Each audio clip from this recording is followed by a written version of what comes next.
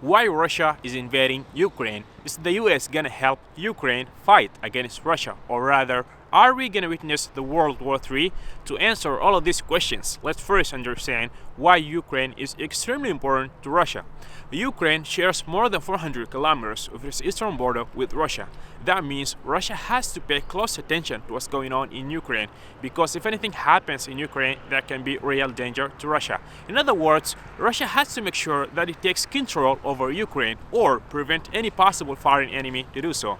And we all know Russia's main enemy is the NATO ally led by the United States. Therefore, in 2014, Russia invaded not only the Crimean Peninsula in the northern coast of the Black Sea and took over the Sevastopol port, which is the major port in the Black Sea, but also Russia deployed its troops in the Donbas region in the southeastern Ukraine, some of whose territory are occupied by separatist groups. And these groups are in favor of Russia because most of the people there speak Russian and they are Russian descendants. So to stop this war, Minsk Agreement was announced back in September 2014, and its main target was to ensure an immediate bilateral ceasefire. However, this agreement failed, which led to Minsk Agreement 2, which failed as well. So now, neither the former president of Ukraine, Petro Poroshenko, nor the current president of Ukraine was able to stop the war because Ukraine is not strong enough, or rather not even close to going to war against Russia.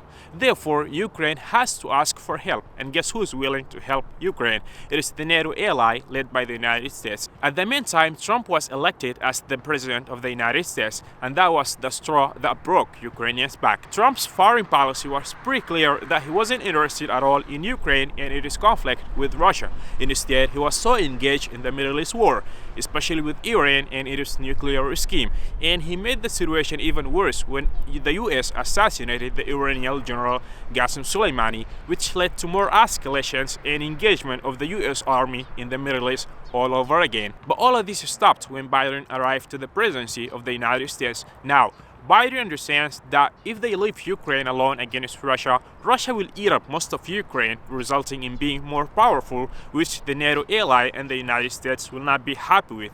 Therefore, Biden gave Zelensky the green light to start a campaign to regain sovereignty over the Sevastopol port and to stand their ground in the Donbas region. Because if Ukraine joins NATO, that means NATO's heavy artillery will immediately be deployed over the Russian-Ukrainian border, which will give NATO huge advantage over Russia. If anything happens, Russia will not be able to move an inch because the whole NATO army is right on Russia's face. So Russia will never let such thing happen, because now this means life or death to Russia. And one more thing that made Russia even more angry is that the US has already started supplying Ukraine with advanced attack arsenals.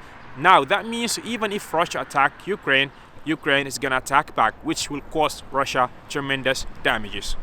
Therefore, Russia cannot wait any longer and it has to make a move, and that was February 24th, 2022, by invading both the Sevastopol port and the Donbas region. And by doing so, Russia ensured for itself some strategic positions even if Ukraine joins NATO. Because the moment NATO's army arrives in Ukraine, and even before they settle, Russia will immediately initiate full-scale war against NATO, and that means the World War III. So now the US has only two possible solutions. First, to negotiate with Russia and accept its terms, which is that Ukraine will never join NATO, and the US has to stop trying to join any countries between Germany and Russia to NATO and have to withdraw its troops. But let me tell you something, this is not gonna happen, which left the US only one solution, and that's to ignore Russia's term and resort to military power. But the US do not want to do that one either, because both NATO and the United States, they do not prioritize Ukraine that much to the point where they will start a war against Russia.